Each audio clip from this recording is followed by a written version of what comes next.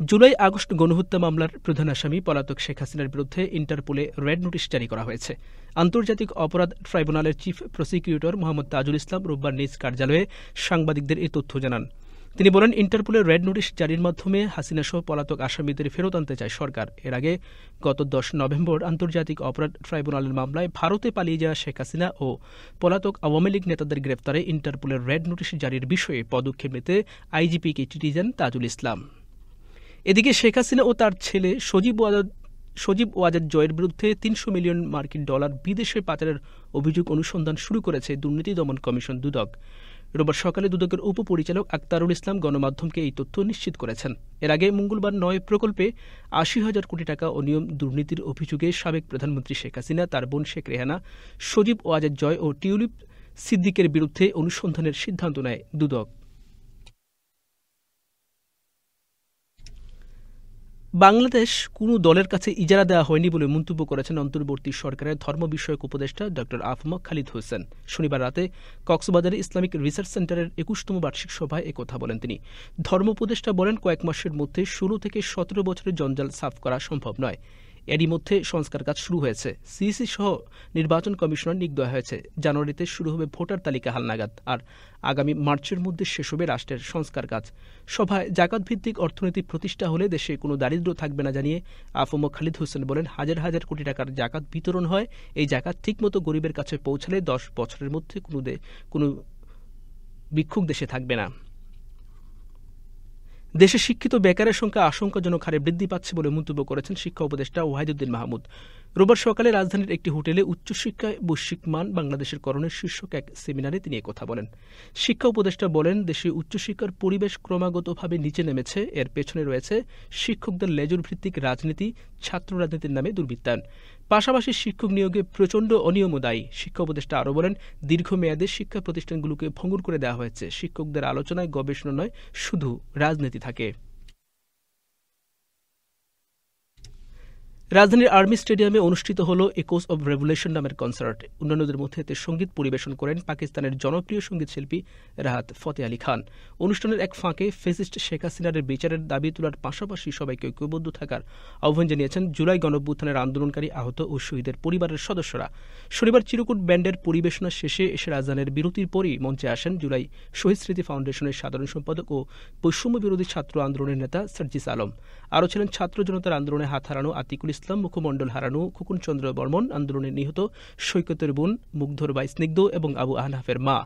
কনসার্টে উপস্থিত তরুণদের উদ্দেশ্যে সার্জিস বলেন, গত ১৬ বছরে বিভিন্নভাবে আমরা হাসিনার পতনে রাস্তায় নেমেছি, কিন্তু ঐক্যবদ্ধ না হওয়ায় সেটা পারেনি। ২৪-এর আন্দোলনে আমরা ঐক্যবদ্ধ হয়েছি বলেই তাকে পালাতে বাধ্য করেছি। নরসিংদীতে হুমায়ুন নামে এক ছাত্রদল কর্মীকে গুলি করে হত্যা করেছে দুর্বৃত্তরা। নিহত হুমায়ুন মেহেরপাড়া ইউনিয়ন ছাত্রদলের সদস্য। শনিবার দিবাগত রাত 12:30টার দিকে নরসিংদীর ৫ ধোনায় এ ঘটনা ঘটে। অভিযুক্তদের গ্রেপ্তারে অভিযান চালাচ্ছে পুলিশ জানায়, রাত 12:30টার দিকে একটি মোটরসাইকেলে করে এসে হুমায়ুনকে গুলি করে দুর্বৃত্তরা। এতে সে মাটিতে লুটিয়ে পরে তাকে উদ্ধার করে নরসিংদী সদর হাসপাতালে নিয়ে যাওয়া হলে কর্তব্যরত চিকিৎসক মৃত ঘোষণা করেন। মুন্সিগঞ্জের শ্রীনগর উপজেলার ঢাকা মাওয়া এক্সপ্রেসওয়েতে রোববার সকালে 4টি দুর্ঘটনা ঘটেছে। এসব দুর্ঘটনায় 10 গাড়ির সংঘর্ষ হয়েছে। এতে একজন নিহত ও অন্তত 15 জন আহত হয়েছেন। আজ সকাল 8টা থেকে 8:30টার মধ্যে এসব দুর্ঘটনা ঘটে। উদ্ধার কাজে নিয়োজিত ফায়ার সার্ভিসের কর্মকর্তারা বলছেন, ঘন কুয়াশার কারণে পথ পরিষ্কার দেখতে না পাওয়ায় দুর্ঘটনাগুলো ঘটেছে। নিহত ব্যক্তি হলেন মোহাম্মদ ফরহাদ হোসেন। তিনি ফরিদপুরের ভাঙা এলাকার বাসিন্দা। তিনি একটি বাসের চালক ছিলেন। সিরিয়ার নতুন শাসক অন্তর্বর্তী সরকারের পররাষ্ট্রমন্ত্রী ও প্রতিরক্ষা মন্ত্রী নিয়োগ দিয়েছেন। দেশটির সরকারি সংবাদ সংস্থা সানা জানিয়েছে, বাশার আল আসাদের পতনের সপ্তাহ 2 পর আন্তর্জাতিক সম্পর্ক প্রতিষ্ঠার চেষ্টার অংশ হিসেবে বিদ্রোহীরা এই উদ্যোগ নিয়েছে। সানার প্রতিবেদনের তথ্য, ক্ষমতাসীনরা শনিবার সিরিয়ার পররাষ্ট্রমন্ত্রী হিসেবে আসাদ হাসান আল শিবানির নাম ঘোষণা করেছে। রয়টার্স বলছে, অন্তর্বর্তী সরকারের প্রতিরক্ষা মন্ত্রী পদে মুরহাব আবু কাসরা নিয়োগ পেয়েছেন। তিনি সিরিয়ার বিদ্রোহী গোষ্ঠী হায়াত তাহরির আল শামের তথা এসটিএস এর সিনিয়র নেতা। মুরহাব আবু কাসরা ও আসাদ হাসান আল শিবানি বিদ্রোহী গোষ্ঠী এসটিএস এর প্রধান আহমেদ হুসেন আল সারার অত্যন্ত ঘনিষ্ঠ হিসেবে পরিচিত। সিরিয়ার অন্তর্বর্তী সরকারে নবগঠিত 14 জনের নতুন মন্ত্রিসভার সবাই আহমেদ হুসেন আল সারার ঘনিষ্ঠ সহযোগী কিংবা বন্ধু বলে জানা গেছে। সিরিয়ার শাসনভার কার্যত এখন এসটিএস এর প্রধান আহমেদ হুসেন আল সারার হাতে। তাকে দেশটির ডিফেক্টো শাসক বলা হচ্ছে। তাইওয়ানের জন্য ৫৭ কোটি ১০ লাখ ডলারের প্রতিরক্ষা সহায়তার অনুমোদন দিয়েছেন বিদায়ী মার্কিন প্রেসিডেন্ট জো বাইডেন। স্থানীয় সময় শুক্রবার তিনি এই অনুমোদন দেন বলে জানিয়েছে হোয়াইট হাউস। আগামী ২০ জানুয়ারি যুক্তরাষ্ট্রের নতুন প্রেসিডেন্ট হিসেবে ক্ষমতা গ্রহণ করতে যাচ্ছেন ডোনাল্ড ট্রাম্প। এরই মধ্যে নিজের মেয়াদের শেষ সময়ে এসে স্বায়ত্তশাসিত দ্বীপ তাইওয়ানের জন্য সামরিক সহায়তার অনুমোদন দিলেন বাইডেন।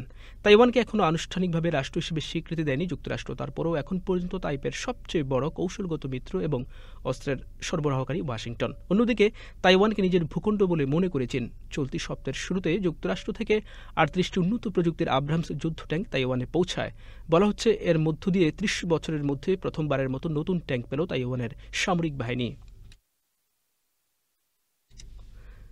ব্রাজিলে বাস দুর্ঘটনায় অন্তত ৩৮ জন নিহত হয়েছেন। স্থানীয় সময় শনিবার ভোরে দক্ষিণ পূর্বাঞ্চলীয় একটি রাজ্যে এই দুর্ঘটনা ঘটে। এই ঘটনায় শোক প্রকাশ করেছেন ব্রাজিলের প্রেসিডেন্ট লুলা দা সিলভা। তিনি একে ভয়াবহ শোকঘাত হিসেবে উল্লেখ করেছেন। পুলিশ জানিয়েছে দেশটির মহাসড়কে ২০০৭ সালের পর এত বড় দুর্ঘটনা ঘটেনি। পুলিশকে উদ্ধৃত করে স্থানীয় গণমাধ্যম জানিয়েছে, প্রথমে দুর্ঘটনা কবলিত বাসটির চাকা ফেটে গিয়েছিল। এ কারণে চালক নিয়ন্ত্রণ হারালে বাসটি একটি ট্রাকের সাথে সংঘর্ষে জড়ায়। এ সময় পেছন দিক থেকে আসা আরেকটি যাত্রীবাহী বাস ওই বাসে সজোরে ধাক্কা দেয়। তখন মাঝখানের বাসটিতে আগুন ধরে যায়।